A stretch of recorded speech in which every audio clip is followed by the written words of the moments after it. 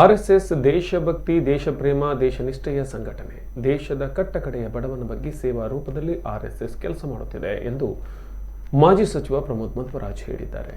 ಕಳೆದ 5 ತಿಂಗಳಲ್ಲಿ ನಾನು ಇದನ್ನು ಪ್ರತ್ಯಕ್ಷವಾಗಿ ಕಂಡಿದ್ದೇನೆ.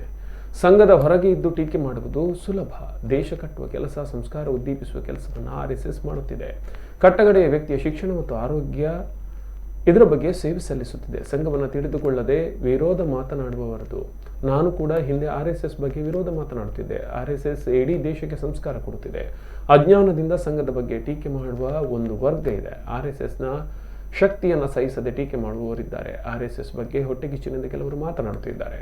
ಹೊಟ್ಟೆಕಿಚ್ಚಿನಿಂದ ಮಾತನಾಡುವವರಿಗೆ ಮತ್ತಿಲ್ಲ. ಅಜ್ಞಾನದಿಂದ ಮಾತನಾಡುವವರು ಆರ್ಎಸ್ ಬಗ್ಗೆ ಜ್ಞಾನ ಪಡೆದುಕೊಳ್ಳಬಹುದು. ಉಡುಪಿಯಲ್ಲಿ ಮಾಜಿ ಸಚಿವ ಪ್ರಮೋದ್ ಮಧ್ವರಾಜ್ ಹೇಳಿದ್ದಾರೆ.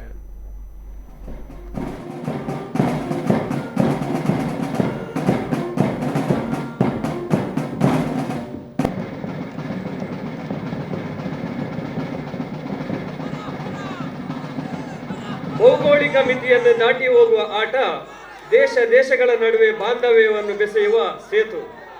ವಸುದೈವ ಕುಟುಂಬಕಂ ಮಾತನ್ನು ನಿಜವಾಗಿಸುವ ಶಕ್ತಿ ಆಟಕ್ಕಿದೆ.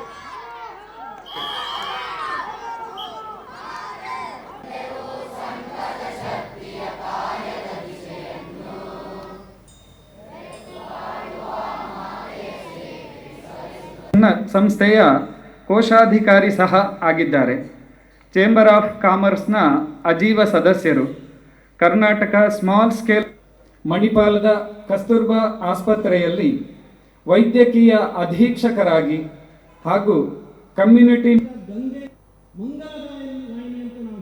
ಪ್ರೇಮದ ಬಗ್ಗೆ, ದೇಶದ ನಿಷ್ಠೆಯ ಬಗ್ಗೆ ಮತ್ತು ದೇಶದ ಕಟ್ಟಕಡೆಯ ಬಡವರ ಬಗ್ಗೆ ಸಂಘ ಸೇವಾ ರೂಪದಲ್ಲಿ ಕೆಲಸ ಮಾಡ್ತಿದೆ ಅಂತಕ್ಕಂಥದ್ದನ್ನು ಪ್ರತ್ಯಕ್ಷವಾಗಿ ಕಾಣುತ್ತಾ, ಸಂಘದ ಹೊರಗೆ ಇದ್ದಾಗ ಟೀಕೆ ಮಾಡುವಂಥದ್ದು ಬಹಳ ಸುಲಭ. ಆದರೆ ಸಂಘದ ಒಳಗೆ ಹೋಗಿ ಸಂಘ ಮಾಡುವಂಥ, ದೇಶ ಕಟ್ಟುವಂಥ ಕೆಲಸವನ್ನು, ಸಂಸ್ಕಾರವನ್ನು ಉದ್ದೀಪನಗೊಳಿಸುವಂಥ, ದೇಶ ಪ್ರೇಮವನ್ನು ಇನ್ನಷ್ಟು ಗಟ್ಟಿ ಮಾಡುವಂಥ